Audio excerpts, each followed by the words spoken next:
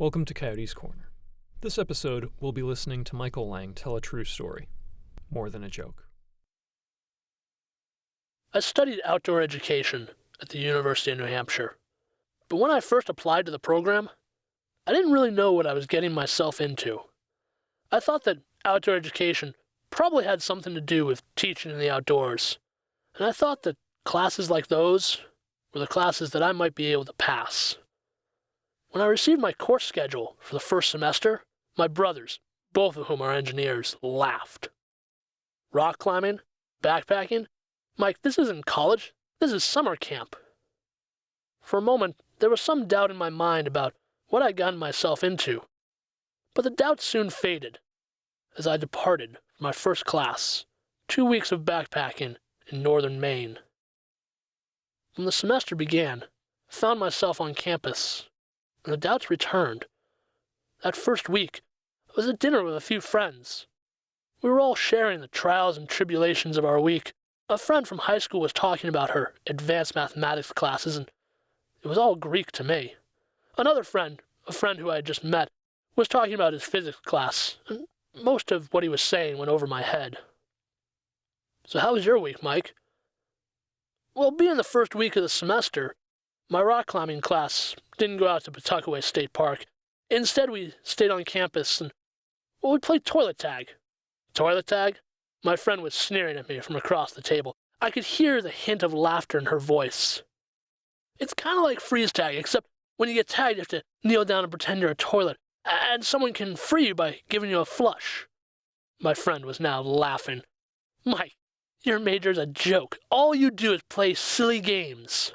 No, it's more than silly games. Our instructor can see how we play, and that helps him figure out how we're going to work together. Will we be able to handle trusting each other with our lives while we're out on the cliffs? Mike, your major is a joke. All you do is play games.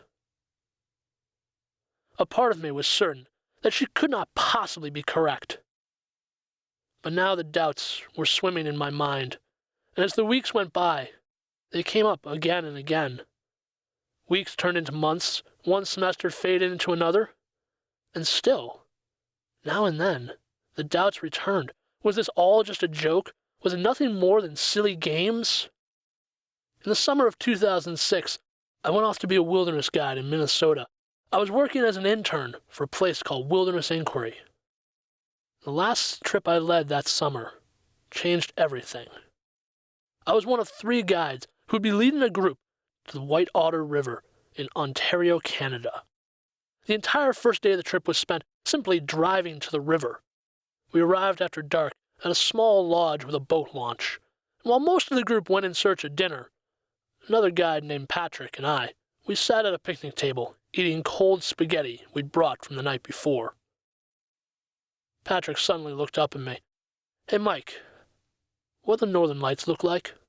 I glanced up to answer his question, and behind him I could see faint fingers of light reaching up from beyond the trees, dancing across the sky. They look a lot like that. Patrick and I sat in silence for the next half hour, watching the northern lights move across the sky. To this day, it is the only time I've ever seen the northern lights, and at that moment, I knew this was going to be an amazing week. And it was. We spent the entire week paddling down the river, fishing, playing, telling stories around the campfire, singing songs. There was a man on this trip by the name of Richard, and long before I met Richard, he'd been in an accident. He had fallen out of a tree stand while hunting and had broken his back. And so he used a wheelchair, and he had his service dog Jazz with him on the trip. Jazz was a beautiful golden retriever who reminded me of my own dog who was waiting for me back home. Every night, I would sleep out under the stars, and in the morning, Jazz would try to crawl into my sleeping bag where it was warm. But on the last night of the trip, the whole group was gathered around the fire for one last time. We were sharing the memories that we would take with us from this trip. And when it was Richard's turn, he simply said, I loved every minute of it. I loved it all. There were tears in his eyes as he waved for someone else to speak. The conversation continued. But later that night, someone asked Richard, Hey, when Jazz is too old to help you, Are you going to get another dog? Richard simply shook his head. No. Jazz is going to outlive me. But if I had a trip like this to go on every week, I'd live forever, man. And at that moment, all the doubts faded away. I could hear my friend's voice one more time, saying that outdoor education was a joke. It was just a bunch of silly games, and at that moment, I knew what to say to her.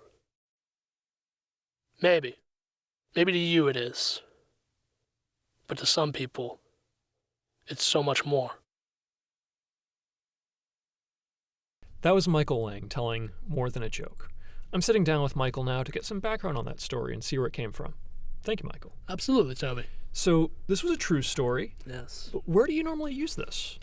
I usually use this story when it's my first time being at a venue, especially if it's with an adult audience. I like to use this story because it touches upon a lot of the things that I've done throughout my professional career, and it also really speaks to why I tell stories, the real value to me of storytelling. Every time I tell this story, there's a point I get to where there's the line that Richard has of, my dog's going to outlive me. But if I had a trip to go on every week like this, I'd live forever. And every time I tell this story, I get to that part and I can hear a response from the audience. Almost everywhere I've told it, there's a response. And in some cases, depending on the venue, depending on the program, I'll follow this story up with, so you folks just met me. You don't know who Richard is, but you just heard his story, and that had an impact on you. And that's what storytelling is all about, is the connection between us. I know that was something that you seem to be struggling with today recording this, was Yes. that lack of audience participation, that lack of audience reaction. When I'm normally telling this story, it's more of a conversation between me and the audience. It's a very relaxed, informal presentation of the story. In this context, because of the nature of this show, I felt like I needed to have story, beginning, middle, end, characters, plot, setting. Really make it a story rather than a dialogue between the audience and myself, which required me to change the story a little bit. And I know as we, hacked the story apart, put it back together, discussed what parts should go, what should be added, what should be removed, a lot of that really came to the doubt of the story. Yes, that common thread throughout the entire story is this question of doubt. Is this all just a joke? Where did that doubt come from? Why did it come back? How is it eventually resolved? And that's really what this story is all about. That doubt is the plot. Right, so it's almost trying to frame that doubt so that our audience can follow that emotional arc through of that introduction of doubt, the reinforcement of doubt, and then resolution. And follow that throughout the entire story. Really frame the entire story around just that one element. So what was really interesting to me in this story is that I know a lot of the players involved. Right. I mean, that guy with the physics major at the table was myself. Right. We had just met. Right. That friend of yours from high school I was dating at the time. Right. It's funny that, I look to you as a brother, but I've never met your brothers. But I've heard all about them. You've heard about them in my stories. Right, so I feel like I know them. But in this story, these people that both of us have known very well, they're painted kind of darkly.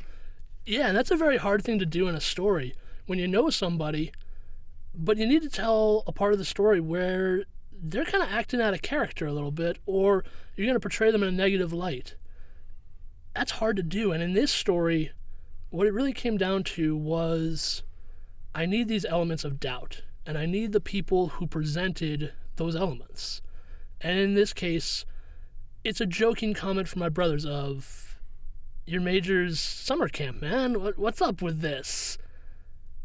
And at the time, it was nothing more than a joke. But the idea of how that might have been the first seed of doubt, and how the conversation at that table led to another seed of doubt, and what grew out of those things, and using those elements of the story, making those people into characters and casting them as the antagonist, because that's the role they need to fill in the story. Not because I think badly of them. Right. I know this goes back to a recurring theme in our editing sessions, Yes. is reduction.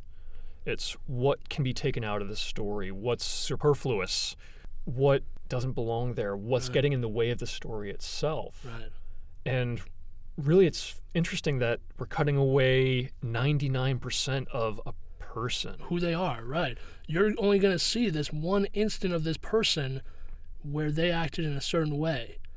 And that person in the story is being defined by that single instant. But that's not who that person is. Right, but it's the purpose that they're serving for this particular arc. Right. Because most people listening to this story, they don't know who these people are, and they don't need to know who they are. All they need to know is that there was this element of the story that started there. Someone close to you said something that caused that doubt.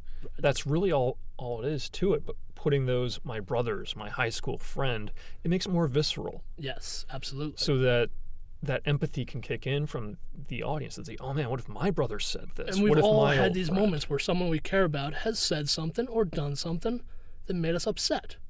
That's part of being human beings and being around each other. Right.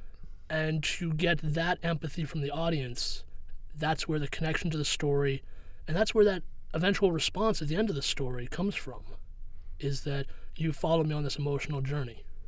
Excellent. Well, thank you, Michael, for the story Absolutely. and for talking about it. To our audience out there, thank you for joining us here at Coyote's Corner. If you would like to hear more from Michael, check out his website at coyotesinc.com. You can download a whole bunch of previously recorded stories. You can even check his schedule for upcoming live performances. And as always, don't forget to like, favorite, share, subscribe, so you never miss anything of what's going on here. And until next time, this has been Coyote's Corner.